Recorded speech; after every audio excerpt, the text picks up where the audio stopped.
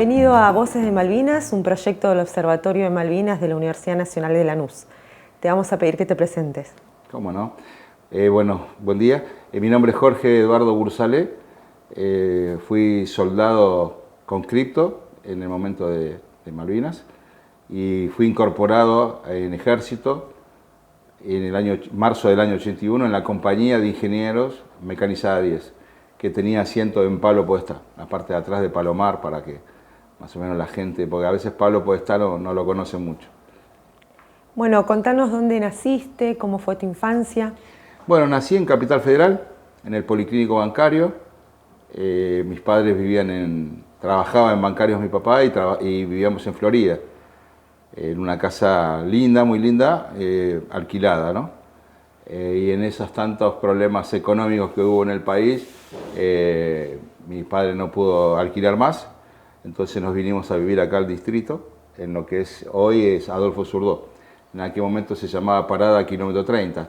Estoy hablando años 69, más o menos 68, 69. Yo soy nacido en el 62 y vine a los 6, 7 años vine a vivir acá. Ya vivía un tío y bueno, compraron un lote y después se metieron en cuotas para comprar una prefabricada. Estábamos hasta el cuello de deuda, mi papá. Y bueno, y ahí empezó mi vida en el distrito, que en ese momento era el Partido General Sarmiento, era todo una sola cosa, hoy es Malvinas Argentina. Yo terminé, creo que primer grado en Florida y después ya segundo grado empecé acá en la escuela pública, en lo que era Kilómetro 30, y después fui a Villa de Mayo, y bueno, y ahí terminé la escuela primaria, ¿no? Después, bueno, la secundaria la hice acá en Los Polvorines, la escuela media 1. ¿Y qué te gustaba hacer cuando eras chico? Y yo creo que pienso que lo que todos los chicos, viste, era muchos chicos, ¿no? Jugador de fútbol, yo jugué al fútbol, viste que en un momento querés ser bombero, que soldado, pero bueno, cuando ya uno toma un poquito más de conciencia, sí, me hubiese gustado ser futbolista. Pues jugaba al fútbol y tenía un poco de condiciones según lo que decían, ¿no? Pero bueno, en realidad con los años pasé por varias etapas de querer ser, ¿no?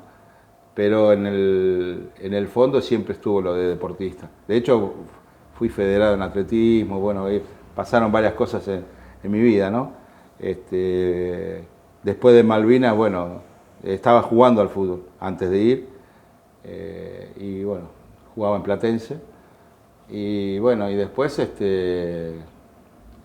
de Malvinas me cambió la vida, ¿no? Como a todos los muchachos. Gracias a Dios, bueno, yo tenía empleo, me fui con un trabajo y después cuando vine me habían guardado la vacante. ¿En dónde trabajás? Trabajaba en la revista Esquiu Color, que era una revista que el director era el padre Luchi Apuig. Era una revista, digamos, de información general, pero básicamente católica, ¿no? Se distribuían montones de helados, pero en las diócesis seguro.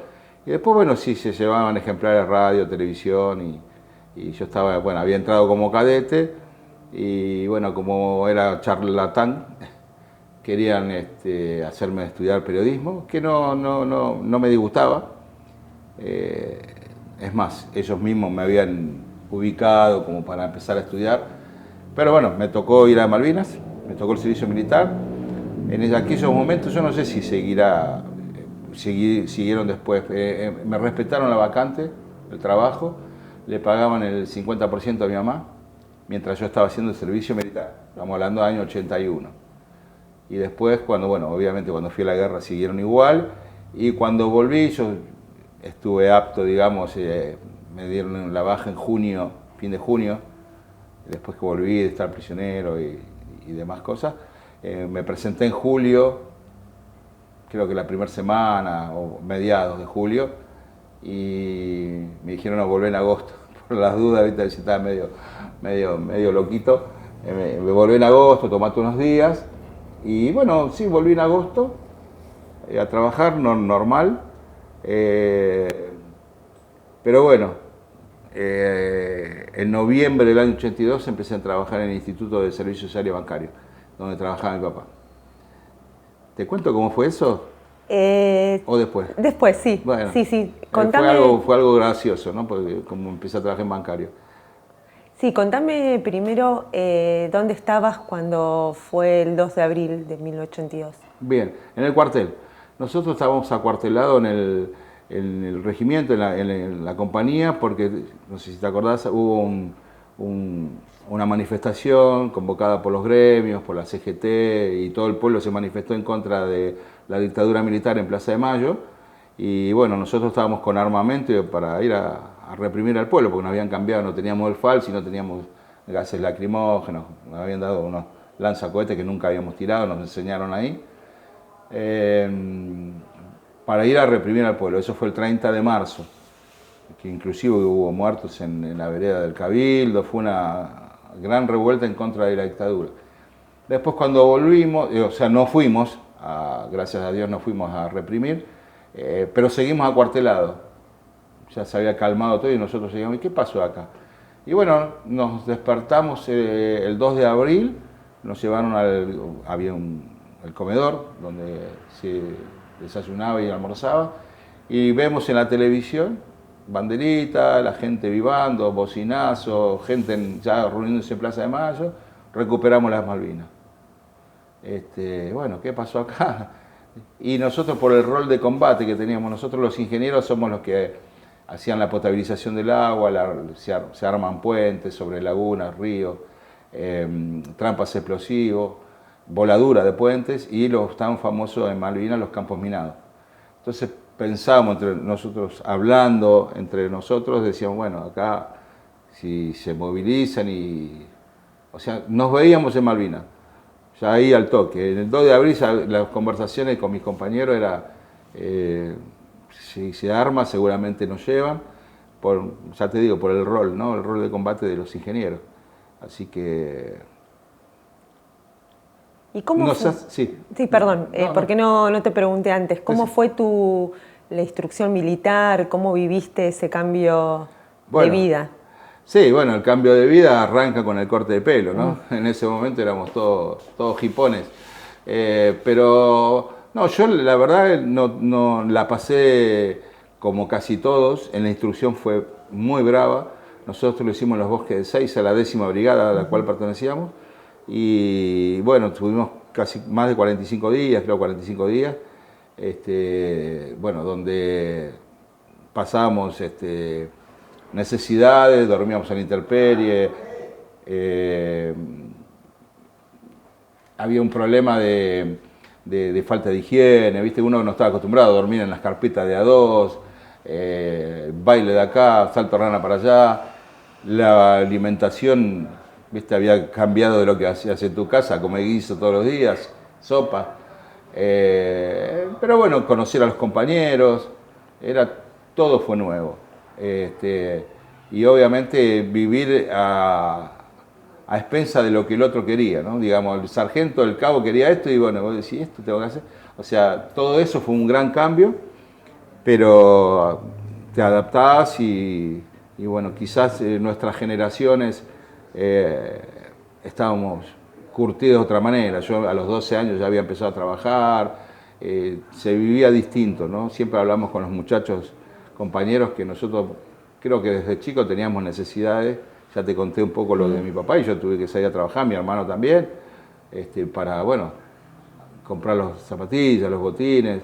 Éramos bastante duros, fue nuestra infancia, linda, porque como todo pibe, pero bueno.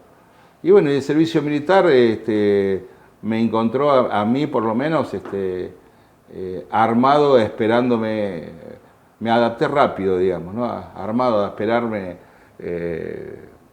salto rana, cuerpo a tierra, el castigo, ¿viste? De salir a correr porque otro se mandó a la macana. La pasé. Eso terminó, yo me acuerdo que pasamos Semana Santa adentro, o sea, en instrucción, que nos dieron 2 días a un grupo y 2 días al otro de Franco, ¿viste? Jueves y viernes y sábado y domingo al otro grupo. Volvimos y después, bueno, eso ya Después tuvimos unos días más de instrucción y volvimos al cuartel. Más o menos fueron 45 días. Y fue, ya te digo, hay compañeros cuando dicen, no, fuimos a Malvinas sin saber utilizar el fusil, sin haber tirado. Fueron algunos quizás con una instrucción de menos tiempo, que son de la clase 63, que fueron los menos. Los que más fuimos fueron clase 62. El grueso de la tropa era 62. Fueron de la clase 63, que quizás ellos no estaban tan acostumbrados. Nosotros ya éramos, cuando fuimos a Malvinas, teníamos 1 año y pico adentro, ya éramos soldados viejos, lo que se llamaba en ese momento. Ya estábamos acostumbrados y ya teníamos otra relación con los suboficiales, con los oficiales. Ya había cambiado el hecho de los primeros momentos. No te digo tener una amistad, pero ya teníamos otra cercanía con los suboficiales, más que nada. ¿Tenías buena relación con los superiores? Sí. Abril, del 2 de abril, la recuperación, ustedes pensaron enseguida que ya iban a ser convocados. Sí. Bueno, hubo movimientos de los soldados viejos, empezaron a dar cartas, porque se había dado la primera baja, creo que había sido en octubre, noviembre del 81, se fueron algunos soldados de baja. Y en diciembre del 81 también se fueron de baja, algunos. Entonces a nosotros, los que estábamos adentro todavía, yo seguí de largo, nos dieron cartas como para ir a reincorporar a esos soldados, ¿no? Entonces más o menos a todos los que vivían por esta zona, me dieron cartas, tomé un pilón y me dice andá a buscar a estos soldados. Yo me tenía que presentar al domicilio, entregarle la carta y ellos cada uno después se tenían que presentar al cuartel, porque si no eran catalogados como desertores, ¿no? Entonces sí o sí tenían que ir. Eso fue, no sé, la primera semana. Yo después del 2 de abril tuvimos bastantes días repartiendo cartas, reincorporando, viniendo gente nueva, viniendo estos muchachos, y lo que sí empezamos a ver movimiento en el cuartel de alistamiento de equipos. Entonces ya sabíamos que se sacaron todos los que eran los puentes, movimiento de ropa, de los camiones, y bueno, entonces decían, bueno, acá nos estamos preparando para ir. Y así fue, viajamos el martes 13 de abril a Malvinas. El viaje fue camión hasta la base aérea de Palomar. De ahí un avión, el mío, yo viajé en un Boeing 707 de Aerolíneas Argentina, adaptado para el transporte de tropas, sin asientos, sin nada, íbamos todos sentados en el piso, apoyados la espalda en la rodilla, mi espalda en la otra rodilla, y así viajamos hasta Río Gallegos.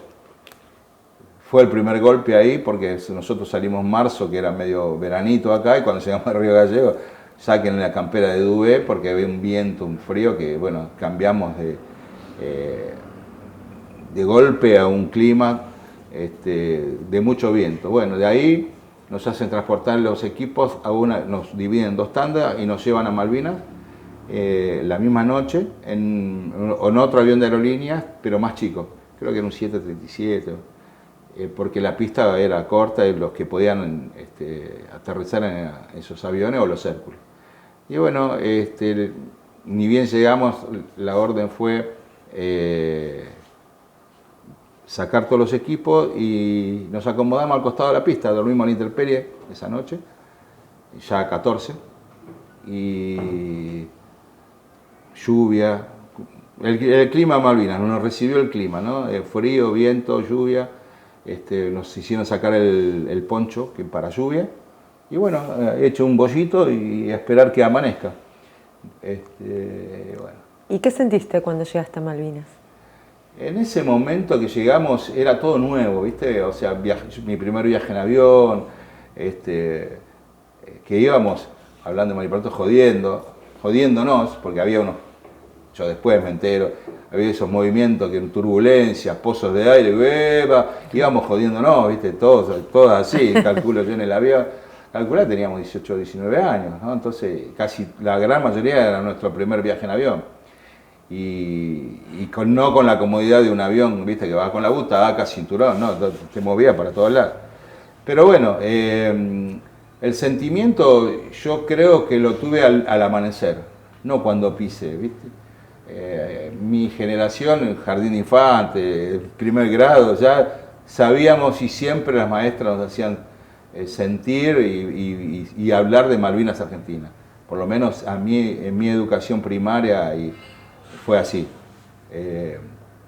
Bueno, de hecho, todavía me veo con la maestra de primaria y siempre resalto eso en ella, ¿no? Cuando amanecimos, lo primero que se ve es totalmente desolado, una pista que no parecía un aeropuerto, ¿no? O sea, todo muy, muy precario para aviones chicos. Y un feo clima, pasto, ni un árbol, una desolación, roca, mar. Era lo que se veía para todos lados. Y el comentario de nosotros, ¿no? Sí, esto venimos a defender, ¿quién va a venir a vivir acá? No vamos a la Patagonia, a poblar la Patagonia, ¿quién va a venir a vivir acá? Y me acuerdo de un muchacho, un compañero mío, que nos hace notar, así en charla entre amigos, venimos por eso.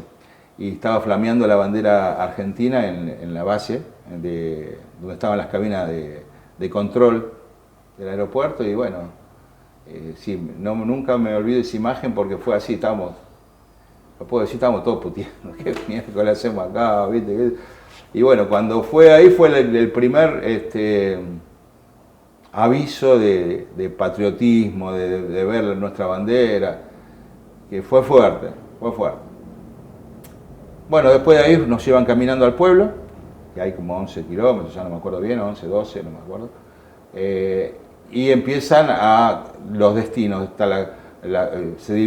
Yo fui en una compañía. La compañía éramos 330 y pico de soldados y se dividen por secciones. Las secciones son de 30, más o menos 32, 31, 33. Y los grupos son de 10. ¿No? De 10 soldados con un cabo y así. Bueno, nos empiezan a dividir. Ustedes se van para allá, la primera sección va para allá y así. Y los ingenieros, mi compañía fue bastante desparramada, digamos, por el rol, ¿no? Algunos fueron a los montes, otros quedaron en la zona del aeropuerto. Un grupo de 10 cruzó a la Gran Malvina a hacer campos minados. Esa fue nuestra gran tarea allá en Malvinas, ¿no? Y bueno, trampas explosivas. Eso lo empezamos a hacer a la par de hacer nuestros refugios, nuestras construcciones de las trincheras. Nos destinamos un par de horas, después mañana a tal hora se sale a hacer un campo minado. Bueno, salíamos en camiones a ver el campo minado y a mí me tocó también la experiencia de viajar en el helicóptero para ir a hacer un campo minado más alejado. O sea, de no haber volado, volé en avión, en helicóptero, después vine en buque, conocí todo. Y bueno, la vista aérea en helicóptero, te digo, hoy Malvinas, bueno, después tuve la oportunidad de volver, pero lo que se ve ahí, las aguas, las playas, con 25, 30 grados, no va nadie al Caribe, ¿viste? Se va a Malvinas, es un lugar, isla virgen, ¿viste? Una fauna y todo eso, era hermoso. Pero bueno, ahí estábamos en otro contexto y así lo manejamos. ¿Te pudiste despedir de tu familia? El día anterior a que nos embarquen, hicieron, ya te digo, por esto de soldado viejo, ¿viste? Como no íbamos a casa, los padres se juntaron en la puerta de la compañía. Y nuestros padres también eran bastante revoltosos, ¿viste? Y nos dejaron ver, nos dejaron saludar, tuvimos como si fuese una, no me acuerdo si fue merienda, yo me acuerdo que había mate de por medio, no me acuerdo si fue a la tarde o a la mañana. Yo creo que fue a la tarde porque después de ahí nos suben en camiones y nos llevan al aeropuerto, así que tiene que haber sido a la tarde. Pero ese registro no lo tengo. No, ¿viste? Hay cosas que se me fueron del momento, de la cabeza. No registro. Sé que estaba mi mamá y un compañero de la escuela secundaria que la llevaba en la camioneta. Después me dicen acá que creo que había ido mi hermano, pero viste cuando se me nubló. Lo mismo que el regreso, que después vamos a hablar, pero también hay cosas que es como que no la registré, no las tengo en la cabeza. ¿Y después tuviste contacto por cartas con tus familiares? Sí, mi familia me mandaba cartas todos los días. Yo en el momento que podía a la noche escribíamos, al otro día levantaban la correspondencia, también escribíamos mucho, pero bueno, no era lo que más llegaba. No, no. Mi familia me escribía todos, desde primas, mi hermano, mi papá, mi mamá, y yo recibí un par de cartas. Yo rescaté, que justo la tenía en el momento del combate final, el repliegue en el bolsillo de la bombacha. Lo demás lo tenían en una bolsa de nylon en la trinchera y quedaron allá. Cartas de mi familia, ¿viste? Pude rescatar 2 cartas y el diario, yo escribí mi diario de guerra, lo tengo día a día y bueno, eso lo tenía en el bolsillo. Así que se vino conmigo. Y después también mandaban encomiendas, un montón, y yo recibí una sola, de 2 primas hermanas. Y después, cuando volví de Malvinas, había varios paquetes en la compañía. Habían quedado ahí y me los dieron. Rescaté varios, ¿no? Algunos quedaron por el camino, pero rescaté varios paquetes de encomienda en la compañía. Pero a Malvinas me llegó uno solo. Bueno, ¿cómo fue entonces el acomodamiento cuando llegaron? ¿Dónde quedaste? Yo, el destino definitivo fue en Sapperhill, un monte que se llama el Sapperhill. Primero estábamos más cerca del pueblo. A mí me tocó lamentablemente hacer 3 posiciones, 3 trincheras, porque nos dijeron a mi compañía, a mi sección, que era la sección comando, bueno, se van a quedar acá, hagan la trinchera. Hicimos la trinchera, la estábamos dejando habitable, no, se van a tener que ir a otra. Nos fuimos a otra y después la ocupó le hicimos casi toda y la ocupó la sección franqueo. Nos siguen trasladando para el lado más del monte y bueno, ahí hicimos la última y fue la definitiva, que después te muestro, tengo la foto de la trinchera, que esa fue la definitiva, donde pasé la gran mayoría del tiempo, donde dormíamos y era nuestra base. Después al otro día salíamos a hacer, como te decía, los campos minados y salíamos de ese lugar en Sapperhill. Ahí era donde nos comimos todos los bombazos de artillería a la noche, donde hacíamos guardia, donde estábamos con otros regimientos de ingenieros que son de infantería marina. Estaba la escuela, la 601 de ingenieros que está en Campo de Mayo todavía. Bueno, ahí era un gran grueso. Y después, mucha tropa. Y después estaban los de artillería, la aerotransportada 4, también había una sección ahí. Más arriba estaba el regimiento 3 de la Tablada, también había parte del regimiento ahí. Era un conglomerado de fuerzas ahí, en ese monte. Como en todos los montes, como Monte Londo, Monte Kent, Dos Hermanas, había de varias unidades. ¿Cómo viviste el 1 de mayo? Bueno, yo creo que el 1 de mayo, siempre cuento en las charlas que conocí y la diferencia entre el miedo y el pánico, ¿no? El miedo que uno tiene, que es lógico tenerlo y que uno no podría vivir si no estás precavido, no tenés ese miedo, a sentir el pánico que te inmoviliza. El pánico te acelera el corazón, respirás profundo y temblás y sudás, y querés reaccionar y tenés como los brazos entumecidos o las piernas que no te responden, ¿viste? Estás tirado en un pozo porque no teníamos las trincheras hechas todavía, andábamos de lado a lado cubriéndonos, la pasamos mal. Y bueno, después me entero, ¿no?, que es el ácido láctico que se invade la sangre, entonces hace que no te puedan, que los músculos que no te reaccionen, ¿viste? Porque estás invadido de ese veneno en sangre que es el ácido láctico, que por estrés puede pasar. Yo creo que vivimos así, no solamente el 1, sino el 2, 3 de mayo, con ese gran temor, y después, bueno, te adaptás. Después tenés que sobrevivir y adaptarte a eso y vivir con el ruido constante, alerta roja por aviones, alerta amarilla por helicóptero, alerta gris, que eran las fragatas que nos bombardeaban todas las noches. Así que bueno, después haces guardia con ese fuego, dormís con eso, confiando en la vida. Por eso es la palabra que hoy nosotros decimos, somos hermanos o camaradas, ¿no?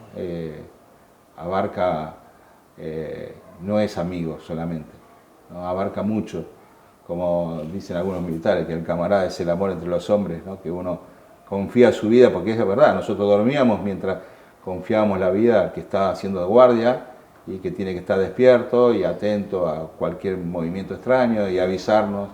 Entonces vos dormías, confiabas en el que estaba despierto. Lo mismo que cuando me tocaba hacer guardia. Entonces yo hoy me sigo viendo con los mismos covacheros, nosotros los llamamos la covacha, a nuestra posición, y nos seguimos obviamente encontrando. Hoy son amigas las mujeres, las esposas, los hijos. Es una gran familia malvinera, amén de la que yo tengo acá, ¿no? En los polvorines. Pero la camaradería es eso, estar dispuesto a quizás a dar tu vida para salvar al otro. Hicimos muchas cosas que yo siempre digo que fue por la inconsciencia de la edad, ¿no? El hecho de no tener hijos, ¿viste? Bueno, no sé qué nos movilizaba, pero si hoy a la distancia, teniendo familia, o siendo grande, o haber pasado un montón de cosas en la vida durante tantos años, decís, qué loco, cómo la hice, ¿no? ¿Cómo hicimos esto? ¿Por ejemplo? Y por ejemplo, hay una escena bélica, no sé si la cuento ahora. Sí, sí. En uno de estos ataques caen cerca de mi posición, un bombardeo, no me acuerdo si era de artillería, creo que fue de artillería porque era de día, donde caen cerca de una posición, de hecho caen casi arriba de una posición, donde empieza a haber gritos de médicos, de enfermeros, y se prende fuego, hoy hay fuego, y bueno, salimos corriendo para ahí, para rescatarlos, para ayudar. Y nuestro jefe, Santiago Perciavale, que era un teniente primero, lo menciono porque se portó muy bien con nosotros y era el líder a seguir. No otros, muchos no, pero a él lo rescato porque nos trató muy bien, nos enseñó muchísimo y él dice que fuimos sus grandes soldados, sus tigres, ¿no? Al lado de él. Tenemos relación todavía con él. Bueno, íbamos corriendo a rescatar a estos muchachos, tratar de auxiliar, y él nos para, y nos da la orden. ¿A dónde van, loco? Bueno, era muy mal hablado. Vengan para acá. Bueno, y cuando nos empezamos a acercar, nosotros en las trincheras casi todos teníamos granadas, explosivos, las minas, qué sé yo, y empiezan a volar cosas, ¿viste? Se prendió fuego, bueno. Lamentablemente en ese momento nos retiran, no sabemos nada de lo que pasó, si sobrevivieron o no. De hecho, creo que este teniente nos salvó de haber ido a tratar de ayudar y capaz que moríamos en el intento.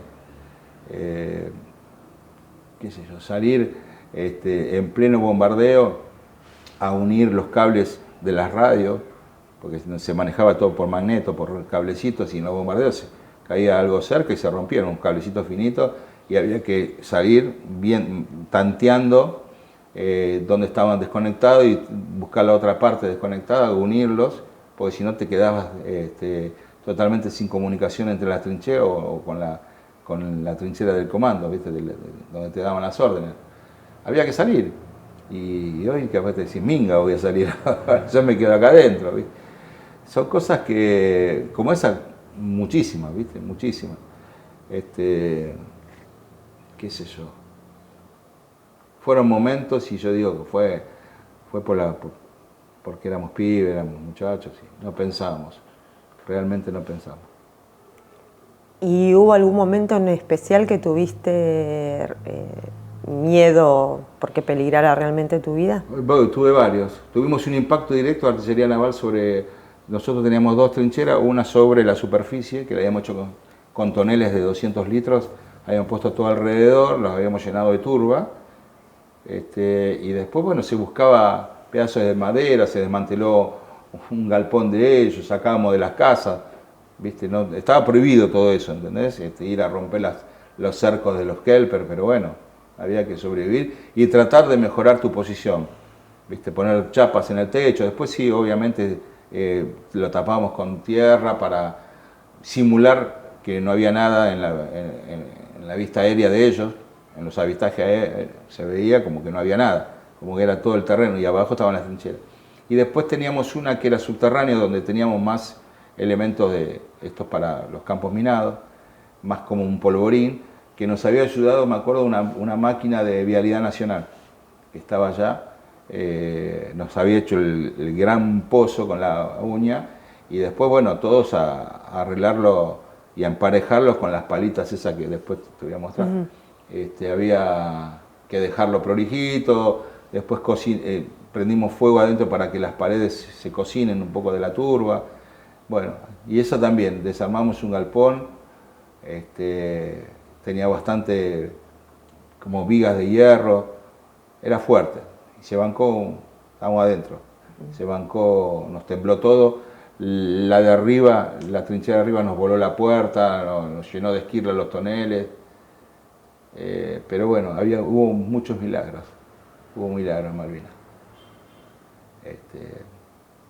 No lo digo yo, también lo dicen testimonios, ¿no? Que vos decís no puede haber pasado esto, pero sin embargo sobrevivieron a un montón de cosas. No sé si capaz que algún testimonio de otro te dieron testimonio de algunos milagros de esos, pero yo lo sé porque acá vino también el padre Vicente Martínez Torren, es el único sacerdote vivo de aquel momento, vive en Río Negro, y vino acá a un asadito que hicimos. Y bueno, él tiene una munición, tiene un proyectil insertado en lo que es la cuenta del Rosario, como que se fundió la cuenta, la munición y no lo mató, no voy a dar el nombre, a esta persona.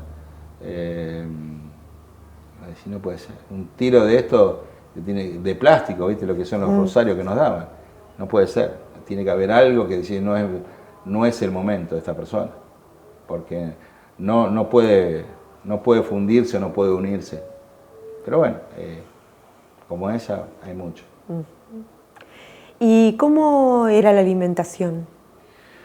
Bueno, la alimentación también, hasta el 1 de mayo comíamos 2 comidas por día, desayunábamos, y después yo siempre digo que alimento había, comida había, estaban llenos los contenedores de comida, y lo que falló fue la distribución,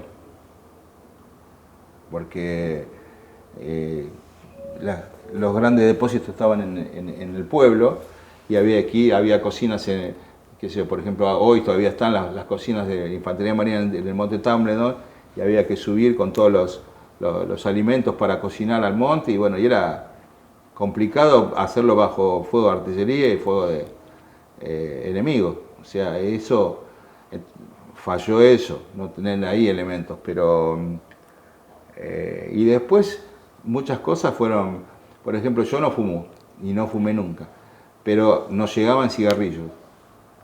Había un soldado que estaba de auxiliar del capitán y del mayor en el pueblo, entonces él rescataba cigarrillos en el pueblo, nos traía a nosotros y distribuía entre los amigos, entre los compañeros, y yo agarraba.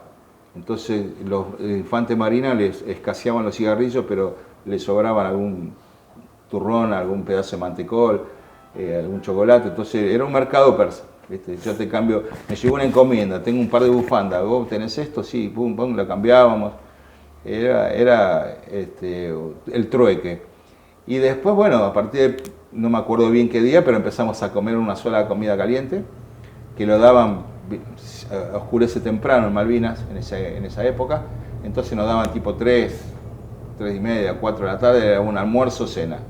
Comíamos uno de esos guisos a una sola vez, y después arreglársela con lo que uno podía robar, con lo que uno podía conseguir por este intercambio, y bueno, nada, o cazar, ¿no? Habrán visto hasta en películas, se comían las ovejas, nos comíamos las ovejas, pero que tampoco se podía. Pero bueno, era sobrevivir. No son gaviotas, no sé si albatros o qué. Abutardas. Abutardas, pero eso es lo único que sé, que nunca encontramos el punto de cocción de esos bichos, eran horribles. Sí, si lo cocinaba mucho se quedaba duro, si era poco, también. No era como, pensábamos que era pollo, ¿viste? Pero no. Teníamos a nuestro cocinero en la trinchera, que era el Piraña Caprín, Pedro Caprín. Él cocinaba, Y bueno, a veces, una vez encontramos harina, no sé si de una casa, de dónde sacamos, y hizo unas tortas fritas, eran manjares. No me acuerdo qué día de mayo encontramos en un galpón una bolsa de panadería, ¿viste? Esa de papel, con pan adentro, verde, amogosado, ¿sabes lo que era un manjar? Lo cepillamos todo, ¿viste? Lo cortábamos por la mitad, porque estaba blando, pero con moho. Lo sacamos todo y lo pinchamos en el tenedor, en el cuchillo, y lo pasábamos así, tipo en el fueguito para hacer tostadas adentro. Eso eran manjares, ¿viste? Pero bueno, así todo. Después también, bueno, en uno de los galpones que fuimos a robar, robamos una horma de queso de rallar, que bueno, nos taponó todo de estómago, y necesitábamos mucho agua. Yo siempre comento que el hambre se aguanta, el estómago se acostumbra a comer poco, pero lo que es inaguantable es la sed es inaguantable. Ellos habían bombardeado la planta potabilizadora de agua de la red que iba al pueblo, y después, bueno, había empezado a escasear el agua. Tomamos agua de charco con la cantimplora, nos habían dado unas pastillas que no habrá durado no sé cuántos, 2 o 3 días, potabilizadora, y después tomábamos el agua así, de charco. Así que, y estando prisionero sentí verdaderamente sed. Yo estuve 6 días, 3 días a la intemperie en la zona del aeropuerto, que se había hecho como un gran campo de concentración, y después esperando que nos trasladen acá al continente, 3 días en unos galpones. Estábamos hacinados en esos galpones, haciendo cola para ir al baño, donde muchos no aguantaban, iba al fondo del galpón, así que tenían todos los olores de la mugre que teníamos. Calculá, yo me bañé a cuerpito gentil en toda la campaña del 13 de abril hasta el 21 de junio que estuve en Malvinas, una sola vez. Lo demás eran lavaditas en el casco, ¿viste? Como palangana lo usábamos, son lavaditas. Así que te podés imaginar lo que era ese galpón. Y los ingleses nos ofrecían, nos mandaban, nuestro jefe también, a limpiar y ordenar el pueblo de lo que había quedado de la última batalla.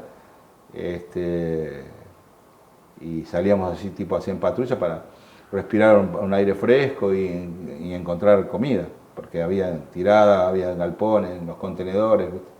Así que tratábamos de salir de ese galpón, que era, ahí sí te sentís prisionero, y donde había sed, porque yo, por ejemplo, habíamos conseguido mantecol. Yo hoy no te pruebo el mantecol, tenía como 6, 7 mantecol acá y me iba comiendo de a poquito, pero te daba una sed impresionante. Yo he visto y he comprobado, viste la solución fisiológica para las inyecciones, que son unas cápsulas, romperla, y que son 2 mililitros. Bueno, tomar eso, o abrir las bolsitas que de suero, pensando que era agua tipo destilada y era suero, salado, de todo. La sed no se banca. Por eso preferíamos estar en intemperie, que teníamos los charcos. ¿Tomaste contacto con los isleños? Con los isleños no. A los isleños la única vez fue, varias veces, a mí me tocó con mi grupo, íbamos normalmente 3, 4 soldados y después suboficiales a allanar casas. Fuimos a 3 casas donde, bueno, se los pasó a inteligencia, eran ex militares, donde pasaban datos, ¿viste? Donde estaban las posiciones, donde estaban los polvorines. Habían instalado una misilística grande, que era una misilística Roland, que fue bombardeada a los 2 días de haberla puesto. Entonces se suponía que ellos pasaban información, y es más, hemos visto señales con luces y qué sé yo. Entonces íbamos a reprimir, a allanarle la casa y sacarlo, se lo pasábamos inteligencia. Y nosotros entrábamos a la casa, una casa bárbara en ese momento, todo calentito ahí, queríamos quedarnos ahí. Y la orden era no tocar nada, nadie lo agrede, nadie se lleva nada, nadie roba nada. Bueno, se cumplía eso, ¿viste? Porque si no también éramos castigados nosotros. Y ya te digo, a 3 casas fuimos, donde uno era un ex capitán de los Royal Marines, tenía en el sótano equipos de radio de onda larga y onda corta. Se encontró una carabina, me acuerdo, calibre 22, y bueno, y un arma corta. No, casi todos tenían armas, como ellos a veces solían ir a cazar. Es más, hubo heridos en Malvinas de arma de calibre 22, que ni ellos ni nosotros teníamos calibre 22, entonces los únicos que podían tener eran los Kelper. Así que también participaron como parte de la resistencia los Kelper, ¿no? Hubo heridos con calibre 22. Capaz que no se sepa, pero a nosotros nos tocó a un sargento. ¿Qué sentiste cuando te enteraste del hundimiento del general Belgrano? Y nosotros, no solamente con el Belgrano, sino con todo, un avión caído, íbamos llenando de bronca, de odio, de bronca, cada vez estábamos más preparados para el combate, o que venga, que nos vamos a matar a tiros, mucha impotencia, ¿viste? Mucha bronca. Mi gran bronca primera fue el 2 de mayo, obviamente, con la información, pero no teníamos la información ahí, al toque, ¿viste? No teníamos la información. El mismo 2 de mayo hundieron al Belgrano, ¿no? Una muy fuerte, se me murió un compañero mío el 25 de mayo. Otro fue en junio. Bueno, cuando pasaban algo de eso así te golpeaba, porque vos habías convivido más de un año haciendo el servicio militar, ¿viste? Y aparte picaban cerca, era como que nos toca a nosotros también, guarda. Eso fue fuerte. Y estábamos compenetrados en sobrevivir, ¿viste? En la supervivencia nuestra. Pasó la desgracia del Belgrano, pasó lo del Sobral, pasaron un montón de cosas que nos íbamos enterando después, o tiraron aviones, pero bueno, era, en la cabeza estaba tu supervivencia, en hacer las cosas bien, estar atento, que tu fusil funcione, que esté limpio, cuidarnos los pies, ¿viste? Por el pie de trinchera, vivíamos mojados, ¿viste? Tratar de secar la ropa en el momento que se podía prender un fueguito, a la noche era imposible prender un fuego. Estabas como salvaguardando tu vida, ¿viste? Estabas cuidándote a vos y al compañero, tratando de mejorar la posición, siempre tratando de hacerle algo para estar más calentito, o conseguí esto, vamos a poner en el piso. Los ponchos de lluvia, por ejemplo, nosotros habíamos dejado 2 para los que hacían guardia afuera, y lo demás lo habíamos puesto todo en las paredes para que no entre tanto el agua, o a pesar de que habíamos unido los tambores y le habíamos puesto turba, habíamos hecho como barro para unirlo. Bueno, era pensar eso, ¿viste? Qué sé yo. La parte del entretenimiento, ¿viste? ¿Cómo entretener? Y sí, éramos pibes y las horas, ya te digo, a las 5 de la tarde, a veces 5 y pico ya era de noche, y amanecía a las 9 de la mañana, ¿viste? Son muchas horas.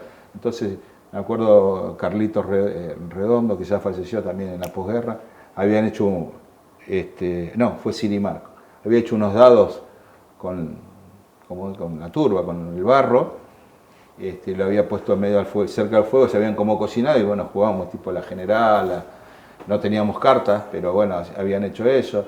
Después con una tapa de los cajones de municiones habíamos hecho como si fuese el círculo para puntería, y tiramos el cuchillo, boludeces, cosas así para pasarle el rato, ¿no?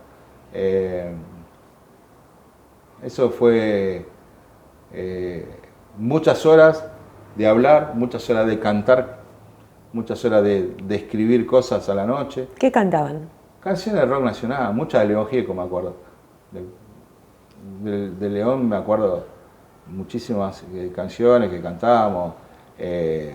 Éramos más de los más rockeros, Voz Day, ¿viste? Éramos lo que se cantaba en ese momento, alguna del Flaco Spinetta, qué sé yo.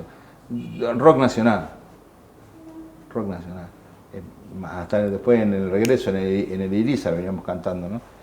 Pero a la noche sí.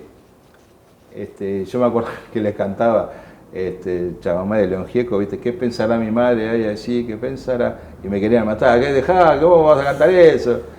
¿Qué pensará mi madre en este momento? Y yo se la cantaba a propósito. Sí, era divertido. Pasábamos de todo. Teníamos momentos, tenemos muchas anécdotas divertidas, porque lo fueron en ese momento y bueno, hoy las contamos y nos matamos de risa, ¿viste? Pero bueno, han pasado mucha agua bajo el puente, hoy nos podemos reír. Hoy nos reímos de mi gran amigo de Carlos Pastorini, otro veterano covachero. Estábamos comiendo adentro, nos habían llegado, eran, ya te digo, 4 o 5 de la tarde, estábamos comiendo un guisacho de eso caliente, estábamos sentados adentro y nos dimos cuenta que había solcito, que era muy raro. ¿Qué hacemos acá adentro? Vamos a salir a tomar sol, qué sé yo. Y salimos los dos de la covacha y sentimos, y nos pasaba un tiro entre los dos. Allá volaban proyectiles que capaz que había alguno cazando una oveja o algo, y no sé, o era algún francotirador o algún kelper que tiraba, no sé, te pasaban así cosas, ¿viste? Los dos nos quedamos sorprendidos y en ese momento nos matamos de risa, ¿viste? Porque, y bueno, y cuando nos contamos ahora decimos, qué loco, mirá de lo que nos reíamos. Y nos habíamos salvado de que nos dieran un tiro en la cabeza. Salimos de la posición y a comer. Y nos pasó una munición que no sabemos de dónde vino. ¿Qué es eso? La inconsciencia de la edad. Bueno, y después llegó el cese de fuego. ¿Cómo lo viviste eso? El cese de fuego, primero el último combate fue terrible. Ah, contame eso. Sí, el último combate de todas las posiciones, lo que era. La nube de pólvora la teníamos casi a la altura de nuestra cabeza. Hay olores de ese día que no me lo olvido. Olor a pelo quemado, a sangre quemada, carne, ¿viste? El olor a guerra que decimos nosotros.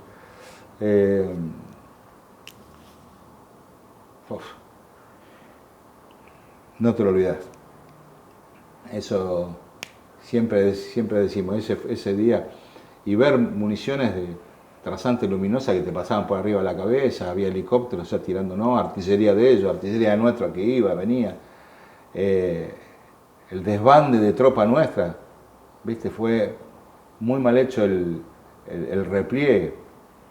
Yo recuerdo que con mi grupo cumplimos el repliegue porque había que replegarse, había una sola avenida, ¿no? Que llegaba al Monte London, al cuartel de los Royal Marines de aquel momento, y había que hacerlo entre ese camino y el Zapper Hill, por la tierra, no por la avenida, porque la avenida es tiro al pato. Y había gente que bajaba de ahí, era un descontrol. Y nosotros teníamos la orden de ir a apoyar al Regimiento 7 y a nuestra compañía, la primera sección que estaba en el London. Entonces nosotros íbamos y había gente que venía. ¿A dónde van? No, nos mandaron de apoyo. No, es un descontrol, vuelvan. Hasta que el teniente primero hablaba. Era un despelote. Fue un despelote.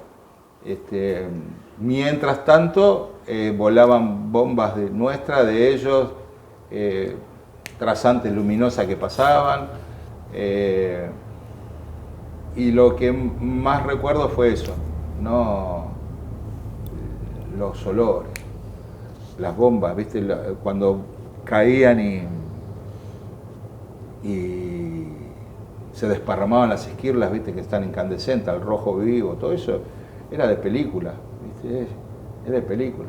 Y vos seguías avanzando o retrocediendo, como quieras llamarle, al punto de reunión que iba a ser en la casa del gobernador. Ahí teníamos que tomar, por lo menos mi sección, posición ahí para la batalla final, que decían que ellos no iban a bombardear el pueblo porque había Kelper. Acá tiraron cañonazos. Ellos, los dos Kelper, creo que hay 2 muertos, lo mataron. 3, sí. 3. Creo que lo mataron ellos, un bombardeo. O sea, sí, tiraron en la casa, tiraron una al lado del hospital, casi en el hospital. No, ni bolas le daban a eso. Ellos bombardearon nomás. O sea, y tomar esa posición cerca de la casa del gobernador, en el pueblo, era no estar en tu covacha, en tu trinchera, que vos sabías dónde ponerte, lo fuerte que estaba. Ahí nos metimos en unos pozos zorros que estaban hechos, que no vas a saber de quién era, bueno, tomemos posición acá, encontramos tonel, armamos, bueno, y acá nos vamos a matar a tiros. La orden era esa. Hasta que va amaneciendo y después se empezaban a escuchar cada vez menos combates, bueno, hasta que se hizo el alto fuego tipo 10 de la mañana. Y nuestro jefe dice, bueno, vamos a los galpones, nos dicen que vemos ahí adentro. Salimos de estar en Interpel, nos metimos en los galpones. Y después, bueno, salíamos a tomar un poco de aire, qué sé yo, y veíamos a los ingleses en la vereda, del otro lado, todos con los fusiles, y nosotros también con fusiles. Se respetaba el alto fuego, pero nadie había entregado de nosotros las armas ni nada. Estábamos esperando que firmen o digan, no, sigue el combate, qué sé yo. Ya te digo, fue todo muy desprolijo.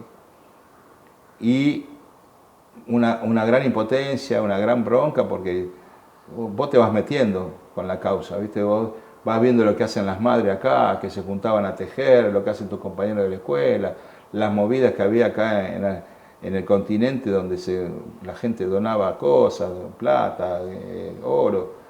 Esas noticias iban llegando de a poco y bueno, y las Malvinas son argentinas y vos te vas, y murió un compañero y te querés vengar, y la manija que te daban los propios jefes, ¿no? O sea, te vas metiendo en la causa y no te querés ir, y no querés entregar tu fusil. Fue muy deshonroso y fue de mucha bronca entregar el armamento, ¿viste? Qué sé yo, era tu compañero en ese momento. Sí, fue muy doloroso, a pesar de que decía, bueno, se terminó, estoy vivo, ¿no? Terminó, estoy vivo, vuelvo a casa, no sé cuándo, pero vuelvo a casa. Creo que no vi escenas de gente bien, está muy contento, se terminó, no las vi. Sé que hubo, por otros que me han contado, yo no vi nada de eso. Como tampoco vi escenas de cobardía, ¿viste? De gente que llora, como muestran en las películas de miércoles que hicieron acá, en la Argentina, soldados que se le caen los mocos, nada. Yo me considero que, como todos mis compañeros, yo no vi nada, no puedo hablar de cosas que no vi, tanto como cosas heroicas o cosas de cobardía, como hicieron en la película. La nombro porque fue muy deshonrosa, Iluminados por el Fuego, los chicos de la guerra. ¿Qué chicos de la guerra? Nosotros crecimos de golpe y a los golpes. Yo me considero que nunca quise dar mi imagen de lástima, ni de un chico que me cagaba encima, ¿viste? No. Por lo menos yo sé que nuestra generación fue así, porque la vivimos desde chico. A laburar, a hacer esto, tener que ir a jugar al fútbol, sí, pero primero entrarme al metro de arena que tengo ahí, que tengo que construir. Y mi viejo era así. Y venían mis compañeros de equipo a ayudarme a entrar a la arena para yo terminar rápido. Entonces la vivimos desde muy chiquito. Entonces éramos duros, bastante duros. Y haber visto eso, por eso no da mucha bronca, y hay bronca contra el autor del libro y de la película, hay mucha bronca. Pero que puede haber escena, sí, pero yo no participé, no vi nada de eso. No vi nada de eso. Tampoco vi en mi sección, en mi compañía, gente estaqueada. Sé que hubo, por algunos compañeros que cuentan, qué sé yo, pero tampoco lo vi. Entonces no puedo dar testimonio real de que lo vi, ¿viste? Porque no lo vi. Bueno, ¿y cómo fue tu estadía como prisionero? Bueno, los 3 primeros días yo estaba buscando cosas para hacer tu covacha. El primer día me acuerdo con Caprini y con el flaco Enrique nos conseguimos un carro, ¿viste? Los que llaman las valijas en el aeropuerto. Sí. Como estábamos en la zona del aeropuerto, por lo menos no íbamos a dormir en el piso. Pusimos el carro, la manija la torcimos así como haciendo un parante y buscamos, había carpas bombardeadas en la zona del aeropuerto, estaba devastado. Entonces trataba de buscar cosas para hacerte una covachita y taparte de la lluvia, del viento. Eso fue el primer día, dormimos ahí. Después el flaco Enríquez consiguió otro lugar y nos quedamos con Pedro en el carro ese. Y bueno, ahí ya se podía prender fuego sin dificultad. Entonces, bueno, tratábamos de buscar madera para estar calentitos, secar la ropa. No hicieron comida caliente, comíamos lo que encontrábamos en la zona del aeropuerto, lo que nos había quedado de haber estado en el pueblo el día de la batalla final. Ya te digo, esos mantecol y todas esas cosas. Y después nos llevan, después de 3 días, nos llevan ahí al galpón que te comentaba, ahí sí la pasé peor. Creo que los ingleses nos dieron de los días una sola vez, me acuerdo de haber comido algo caliente que repartieron ellos, y después, bueno, la peleábamos ahí en la comida que no podía rescatar. No me molestaron, no tuve contacto, no tuve agresiones de ellos ni nuestras, sí diálogos. Ellos nos preguntaban por qué peleábamos, y nos decían no money, no money, no, ¿por qué peleábamos? Entre un poco en inglés, mal castellano de ellos y el mal inglés nuestro, hablábamos un amerindio ahí y nos decían que estábamos crazy. Nosotros decíamos que peleamos por the flag, la bandera, el corazón, la patria. No, crazy. A mí me toma, estuvimos hablando con uno que era ingeniero civil, y bueno, tenía, y era soldado, ¿no? Entonces cuando en estos conflictos, ponerle después Afganistán, Irak, lo que sea, eran movilizados y ganaban muy buena plata. Entonces él se incorporaba a la fuerza como mercenario, o sea, eran todos soldados profesionales. Por eso nos decían que estábamos locos. ¿Y después de Galpón, hacia dónde fuiste? Después de Galpón, que salíamos a ordenar un poco el despelote que quedó en el pueblo, esperando yo volví en el Almirante Irizar.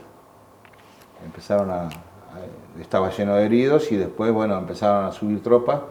El Almirante Irizar, por su gran calado, no entraba al puerto, sino nos llevaban en una barcaza hasta el buque, y ahí íbamos subiendo de a poco, por compañías, al buque.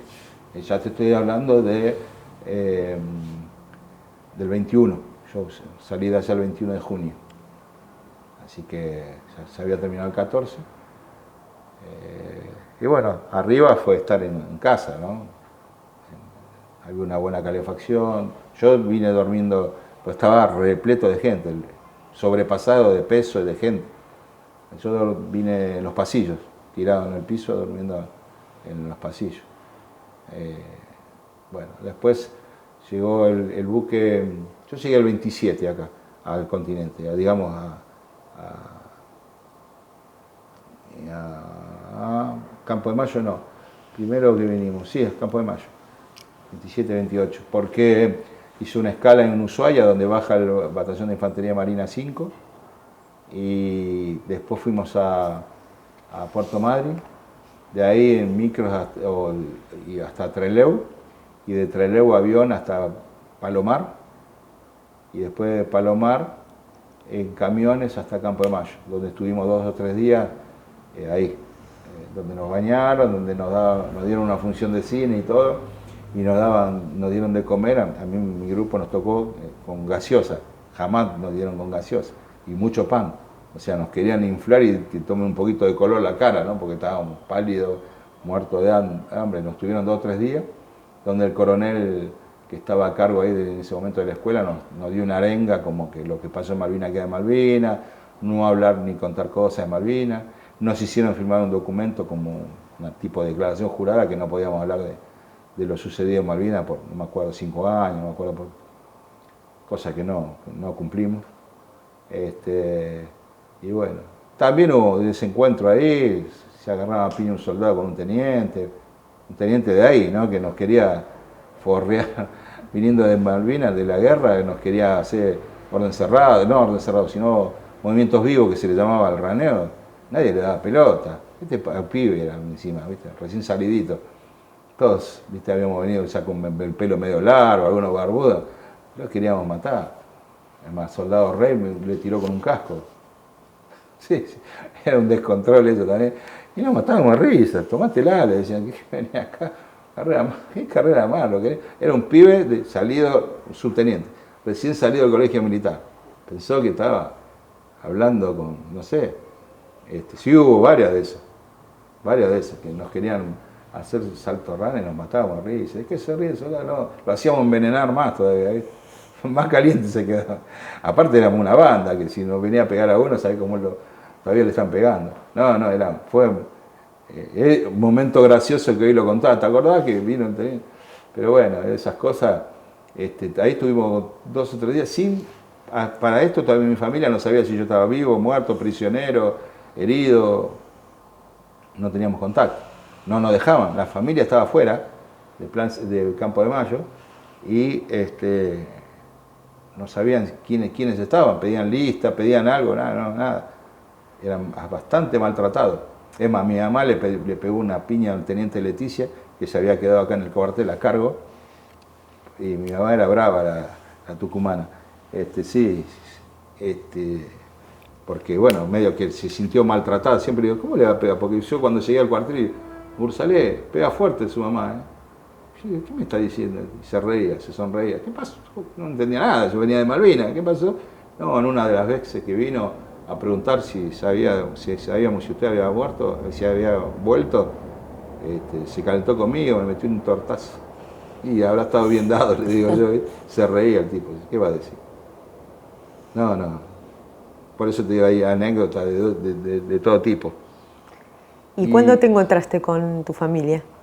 Y después, de Campo de Mayo, no nos dejan salir de Campo de Mayo, nos llevan al cuartel. Cuando volvemos al cuartel, bueno, vayan a la cuadra a cambiarse. No teníamos nada. ¿Viste? En el servicio militar, vos te diste vuelta, te robaron hasta el cepillo de dientes, ¿viste? Los cofres, no teníamos nada. La ropa de civil no estaba, la ropa de salida, nada, se la habían dado a la clase 63. O sea, bueno, nos dejan ir con nuestra ropa verde, o qué. Entonces, hacen que ya nuestra familia se había trasladado de Campo de Mayo ahí. Ahí pude encontrarnos, traerme ropa de civil, porque no nos dejan salir. Yo no tenía ropa. Y me acuerdo, mi vieja se usaban los pantalones pinzados, ¿viste? Me trajo un pantalón que me quedaba re grande. Y se había olvidado el cinturón, yo salía así, ¿viste? Sosteniéndome, y hasta los mocasines me quedaban grandes. No, ¿viste? Se usaban zapatitos, no andábamos con... ¿Cuánto crees que adelgazaste más o menos? Y yo ahora estoy súper gordo. Yo muestro fotos y digo, mirate que estas fotos son casi 43 años menos y 50 kilos menos. Y yo habré venido con 60 kilos. Yo era delgado, o sea, mi peso era 76, siempre más o menos me mantuve ahí. Como jugaba al fútbol, andaba ahí 76, 75. Y habré venido con 62, una cosa así, 63. No, flaco. Recuerdo eso porque después de ser futbolista y no llegar a ningún lado, me puse a hacer atletismo, carrera de fondo, me federé inclusive para la marca de zapatillas Nike, andaba bien, y corrí para Nike, y bueno, el deportólogo me hizo bajar después, que subí 11 kilos más, o sea, competía con 65 o 66 kilos, por eso es que tengo en cuenta cuando vine de Malvinas, ¿no? Pero claro, eran otros 65 kilos, bien alimentado y era toda fibra muscular, era fondista, corría maratón, entonces tenía que estar delgado. ¿Dónde quedó eso, no? Ahora yo parezco un lanzador de bala, estoy re gordo, pero y bueno, no es tanto pasar hambre, ¿viste? Ahora como. ¿Y cómo fue el reencuentro con tu familia? Y el reencuentro, bueno, me va a buscar este compañero en una camioneta yo siempre agradecido a los compañeros de secundaria que le hicieron el aguante a mi mamá. Mi papá estaba trabajaba porque teníamos que pagar el terreno, había que hacer muchas cosas, muchas obras. Y bueno, me vine una vez que nos dieron la ropa, me vuelvo y cuando llego a mi barrio, a mi casa, estaban todos los vecinos, ¿viste? Esperándome. Un alegrón ahí, todo, bueno, volviste, llanto, qué sé yo. Y yo era como que todavía no caí, les pasó a muchos, no estaba yo de ahí. Yo estaba, en mi cabeza estaba con mis compañeros, no entendía nada, no entendía mucho. De hecho, me afloja un amigo de mi hermano, mayor que yo, que empieza, un rockero amigo que me dice, oh, loco, ¿cómo estás? Y se pone a llorar, y loco llorando, está drogado, ¿qué le pasa? No entendía. Y me abrazaba y lloraba, menos mal que volviste. Y fue mi primer golpe, ver llorar a un hombre. Y yo saludaba a todo y era como que me faltaba alguien y buscaba hasta que lo veo a mi viejo parado en la vereda. Mi viejo, un tipo que había quedado huérfano, los 7 hermanos cuando él tenía 5 o 6 años, ¿viste? Un tipo durísimo. Y laburador, toda la familia, ¿no? Los hermanos, mis tíos, todo. Y él estaba con las manitos atrás, no me acuerdo más, no me olvido más esa imagen. Y bueno, hasta que lo abrazo y cuando lo veo llorar a mi viejo, que era para mí, viste, el hombre de hierro, lo veo llorar por primera vez, ¿no? Y ahí me largué. Por mucho tiempo no pude contar esta escena porque me quebraba, porque papá falleció. Verlo llorar al viejo fue muy groso. Y le dije, le recordé esa escena que te conté a vos, de los muchachos prendiéndose fuego y yo no pude hacer nada. Bueno, hijo, bueno, ya va a pasar, tranquilo. No pude salvarlo, que yo no pudimos hacer nada. Se lo decía a él al oído. No le había contado nada a nadie. Y bueno, fue muy fuerte. Mi viejo tenía unos dedos gordos, así unos grosos. Verlo llorar fue muy fuerte. A mamá no, porque bueno, estaba acostumbrado, digamos, a mamá más sensible. Pero bueno, enseguida la gran desmalvinizadora fue mi vieja. Bueno, vamos adentro que está la comida, dale, vamos. Entró todos los vecinos que estaban, amigos, de jugar a la pelota, qué sé yo. Y me pone comida bien hecho asada, no sé qué, hice en la mesa. Y me entra a traer comida, mamá, come. Ya está, comí 2 o 3 bocaditos y yo ya estaba, ¿viste? Porque no teníamos el estómago chiquito. No, pero tenés que comer, vas a reponerte, bueno. Y los compañeros, amigos, che, ¿qué pasó? ¿Cómo fue? ¿Qué pasó? ¿Te enterás? Empezaban a preguntar de Malvinas. Y mi vieja, se habla más de la guerra acá, los sacó cagando a todos. Quédense tranquilos, déjenlo tranquilo, no se habla. No, más tranquilo, ya algo vamos a hablar. Por eso le digo la gran desmalvinizadora, no queríamos que hable nada de Malvinas. Pero bueno, mamá era así, a capo. Así que también falleció hace poco, hace 3 años. Y bueno, se lo extrañan los viejos, ¿qué va a hacer? Sufrieron mucho, mis tías sufrieron mucho. Tiene todavía un tic nervioso que le quedó en un ojo de la época de Malvinas, la agarró ahí. Ya también falleció la mamá de un compañero de Malvinas, la mamá de Omar Mayoral, quedó pelada. De un día para otro se le cayó todo el pelo, del gran estrés. Se encontraba con mi mamá, ¿no? En la puerta de la compañía, porque iban ahí a ver si tenían noticias nuestras. Como no llegaban tantas cartas, iban al regimiento, a la compañía, a ver qué pasaba y se encontraban las madres. Se hizo una gran amistad con varias mamás. Y esta mamá de este chico, se le cayó el pelo de un día para el otro. Qué loco, ¿no? Cómo sufrían los viejos. Hoy que soy padre y tengo 3 varones ya grandes y a veces también estoy preocupado, ¿qué pasó? Lo que habrán sufrido, la mamá. Sí. Las grandes heroínas no reconocidas también, porque si no la contamos nosotros nadie sabe lo que pasaron nuestros viejos, nuestras familias, amigos inclusive. ¿Y cómo seguiste después con tu vida? Bueno, me presenté en el trabajo. ¿Inmediatamente o esperaste un tiempo? Esperé un mes me dieron de vacaciones, quedate, recuperate. Volví en agosto y en noviembre, te decía que mi papá trabajaba en bancario, él trabajaba en la produciría bancaria, le dice, hola negro, ¿cómo estás? Horacio. Bien, acá estoy mejor ahora. ¿Qué, estuviste enfermo? No, estoy mejor porque volvió mi hijo, estuve en Malvinas, volvió. ¿En serio? Sí, ¿y cómo está? No, está bien, está. ¿Y tiene trabajo? Sí, está en una editorial, ahí está, está trabajando de cadete. Si no querés hacerlo entrar acá a bancaria, era un gremialista, un amigo ahí, sindicalista, no sé qué era, directivo, la verdad que nunca me enteré quién era. Sé que era un tipo que tenía el poder de poder meter a algunos veteranos, a algunas personas.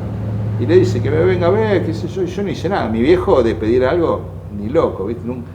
Fue una conversación que le dijo, estoy bien porque volvió mi hijo de Malvinas. Bueno, o sea, me metieron de la nada, me dice esto a la noche mi viejo, che, ¿no querés ver? Y sí, voy a averiguo, yo ganaba, me acuerdo, 300 pesos en la editorial. Me dice, no, están ganando como 1000 pesos, te puedes imaginar, 2 veces más. Sí, ¿cómo no? Voy ya, ¿dónde hay?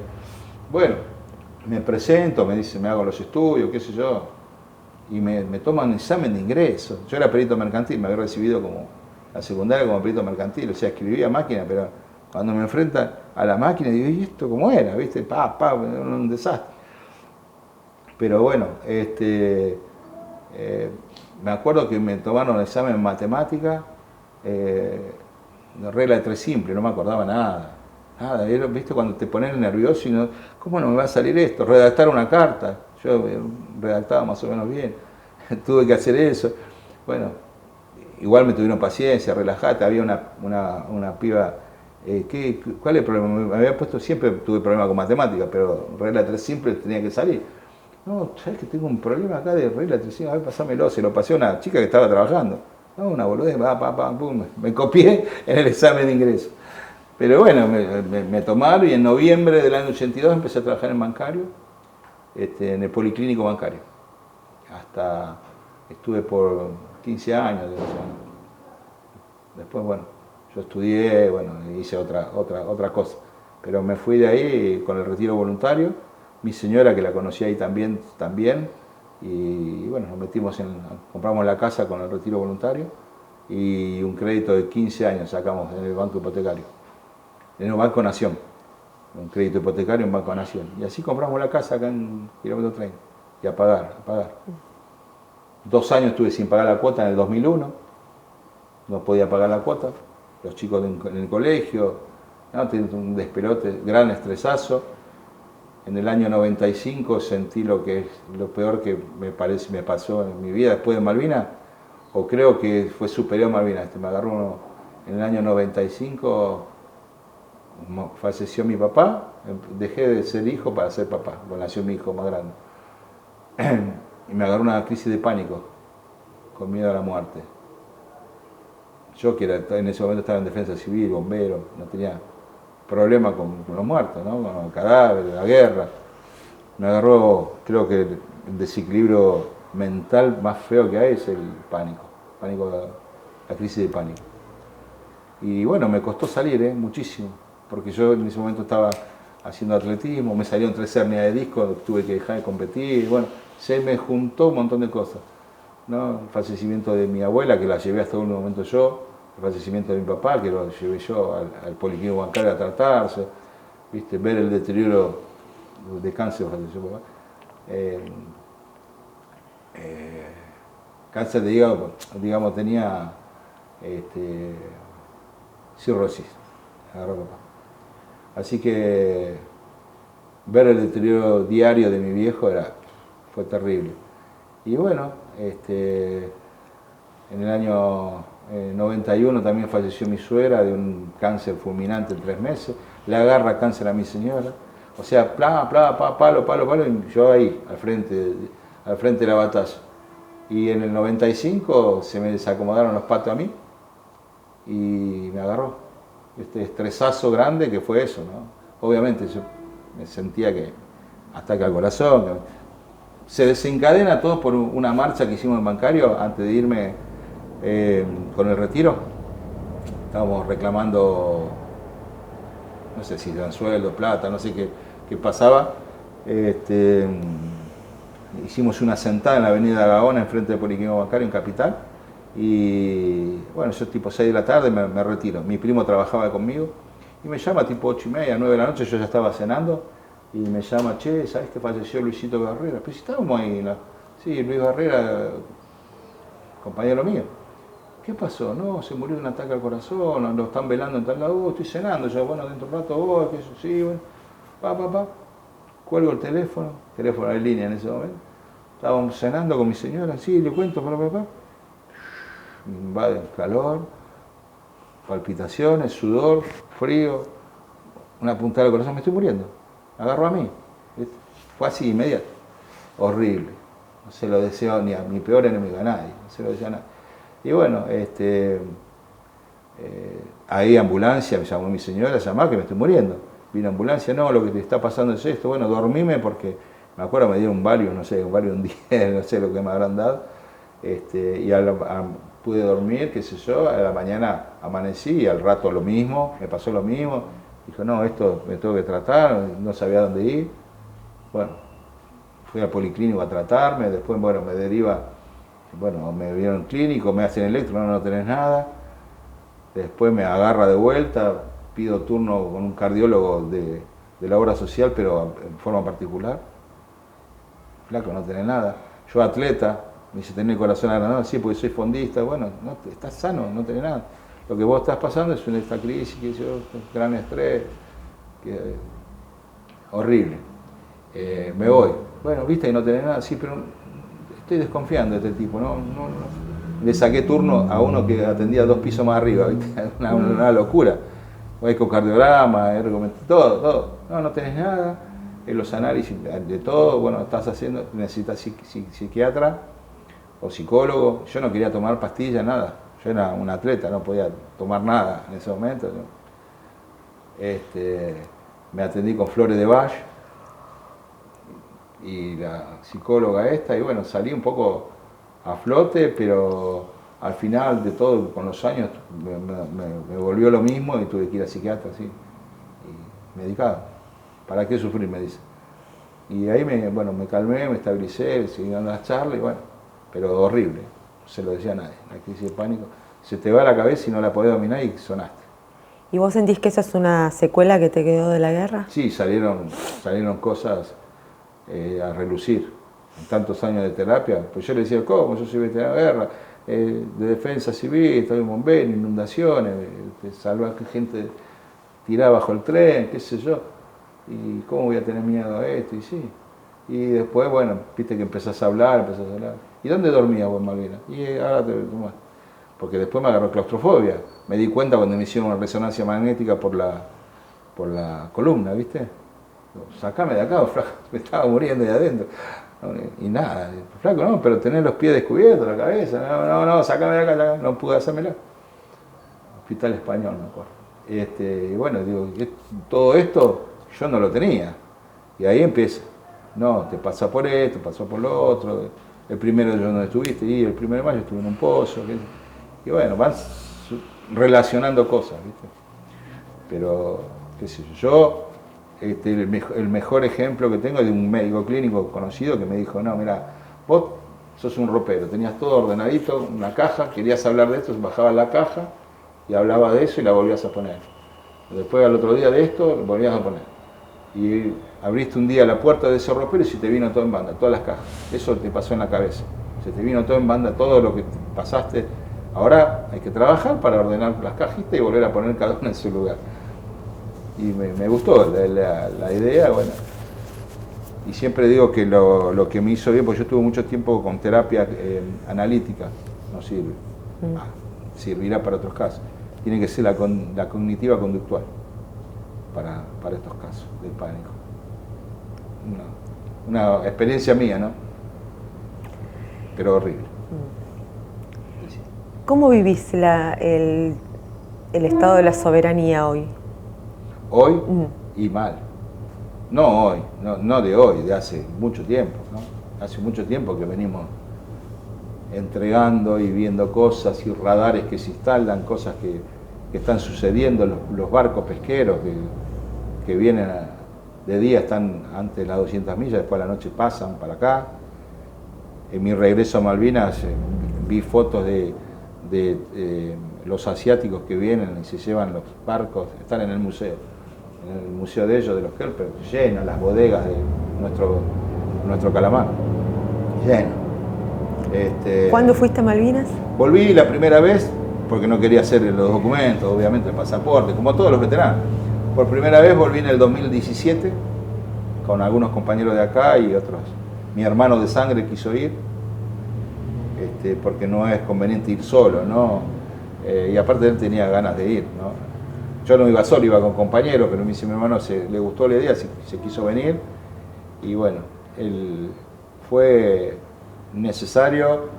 Yo siempre digo que fue un viaje sanador, te llorás la vida, muchos reencuentros con situaciones, con cosas, con mi hermano, mi hermano me pidió perdón allá porque dice, yo seguí con mi vida acá, loco. Ni bola, pensaba que estaba vos allá, pero nunca pensé que era esto. Porque claro, él recorrió donde yo estuve en mi posición, los campos, donde todavía están todavía los huecos de las bombas, ¿viste? Y están llenos de agua hoy, y acá dormíamos, y esta bomba, y bueno, caían ahí, tan cerca, bueno, llorando, él me dice, no, yo, delante de mis compañeros que fueron, yo te voy a pedirte perdón, la verdad que nunca pensé que vos habías pasado por esto, sos mi hermano menor y yo seguí en la mía, que bueno, no, ya está, no, tranquilo. Y él fue como para darnos un bastón a nosotros, y el primero que lloró en el cementerio fue él, ¿viste? Así que estábamos todos muy sensibilizados. Después volví en el 2018 llevando alumnos de la escuela donde yo trabajaba, fuimos 22, fue el primer viaje de una escuela secundaria pública que fue a Malvinas, ahí en las redes están los videos, y en el 2018, que también fue mi señora. Y después fui en el 2023 con otro grupo de muchachos que querían ir, y bueno, y ahora mis hijos quieren ir, así que capaz que van el año que, no sé si llegamos este año, pero si no el año que viene. Ahí estamos. Voy a mi casa de vez en cuando. Me hice muchos chilenos conocidos, obviamente son ingleses, yo los jodo mucho. Tenemos buena relación porque me atendieron bien, nos llevan en su vehículo, las excursiones, el hospedaje. Hay uno que ya, venite que acá tenés todo gratis, ya me invitan como amigo, digamos. Digamos, acá vení que te hospedo en mi casa, no vas a hotel ni nada, qué sé yo. Pero bueno, eso se logra después de seguir la comunicación por WhatsApp, o hay noticias que yo se la mando, o ellos me mandan.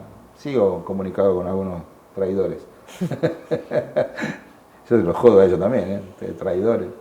Pero bueno, mal necesario. Bueno, ¿hay algo que te parezca que no hayas dicho, que no te haya preguntado, que es importante?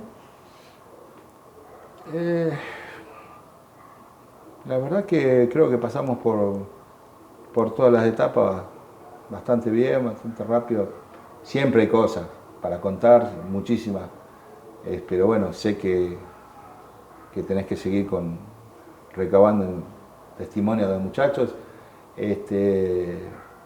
No, mi gran legado hoy es inculcarle a mis hijos y al pueblo y a la gente y a los jóvenes lo que es Malvinas. Hoy, como estás acá en este museo, la lucha es por la no desmalvinización, teniendo en cuenta todo lo que vivimos, contar nuestra propia experiencia y resaltar los valores patrios, resaltar lo que es la patria. Yo me siento muy patriota, ¿viste? No soy de ningún partido político, participo, o sea, puedo llegar a tener mi idea, ¿no? Pero no soy afiliado, nada. Para mí, la familia, está la patria, he dejado mucho mi adolescencia. Me perdí de cosas, porque no solamente cuando volví, ya está. No me reinserté, no hice lo que yo quería hacer.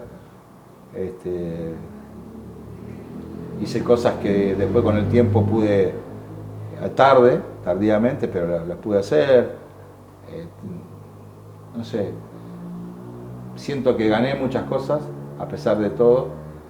Lo que es la camaradería, las amistades que tengo con algunos veteranos. Perdí muchísimas cosas. En el balance no sé, todavía no lo hice. Tuve con este problema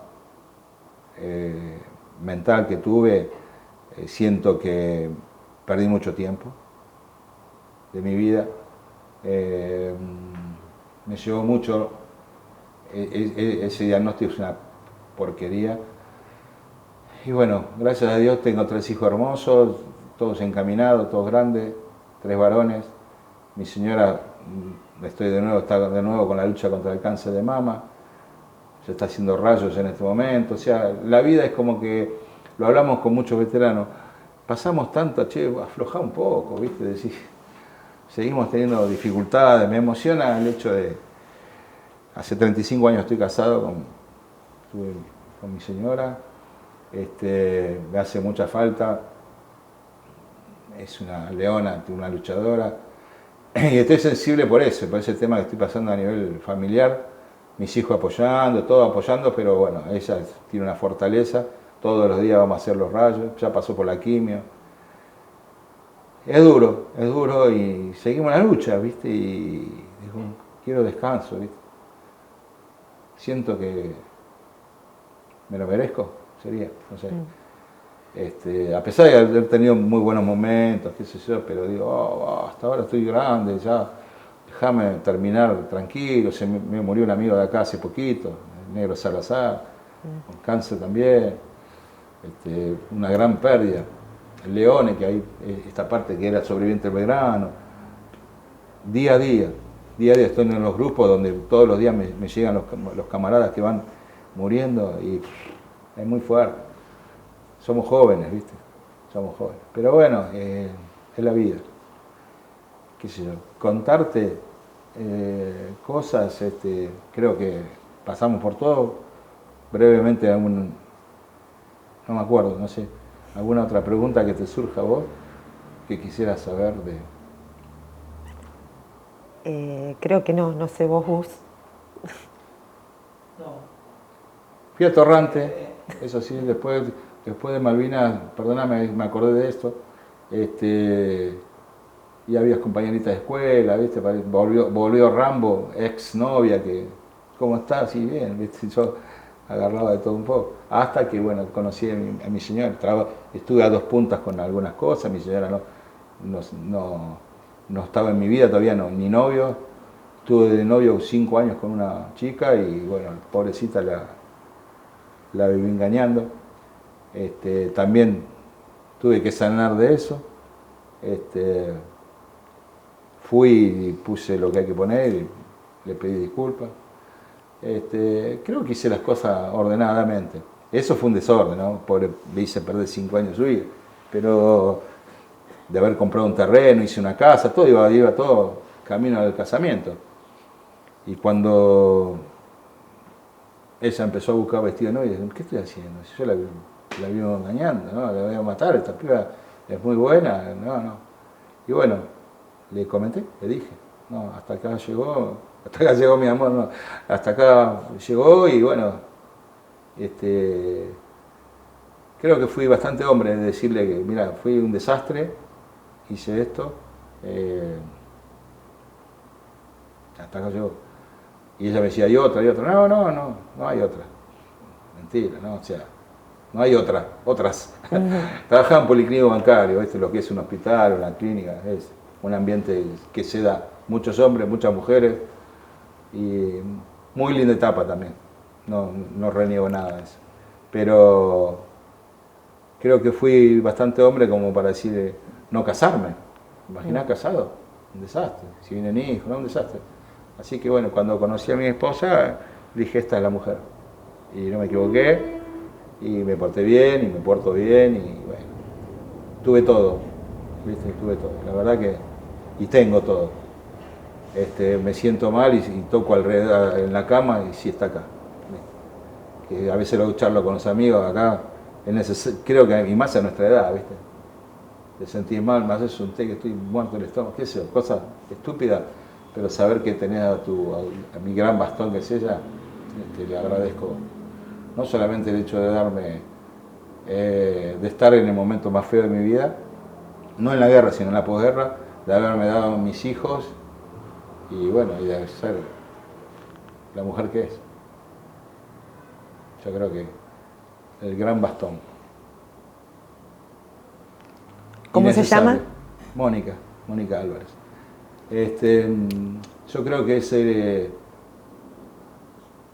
fue la reinserción, los afectos. Mi familia, sin ella, ¿no? Todavía no está. Mis compañeros de escuela, mis compañeros de barrio, los afectos fueron los que apoyaron en la reinserción del veterano. Aquel que no los tuvo se suicidó. Tengo muchos camaradas, amigos, de compañeros de la colimba que se han matado. No solamente en el año 83, 82, 83, sino hasta el año pasado. Carlitos Gopar se mató, cumplió año un miércoles y el jueves se mata. Un tipo bien físicamente, siempre sonriente. ¿Qué le pasó? No, ninguno sabe. No sabemos. Aparte el día anterior lo habíamos llamado, viste, por WhatsApp, Facebook, felicidades de Carlitos, y al otro día se mata. Fue un golpe muy duro también eso. Porque vos decís, todavía no sanamos de la guerra, estamos a 42 años. Algo pasó. Así que bueno, por eso los afectos fueron fundamentales para salir adelante en esto. Y los centros de veteranos. Porque yo hablo con ustedes, te puedo contar, pero con ellos hablo el mismo idioma, ¿viste? Yo acá me cuido de algunas cosas, o con ellos con mis compañeros hablamos el mismo idioma. O puteamos, o renegamos, o decimos esto. Yo hay cosas que no te cuento. No te las voy a contar. Me las guardo, nos guardamos entre nosotros. No sé por qué, ¿viste? Creo que ni a la psicóloga le conté algunas cosas,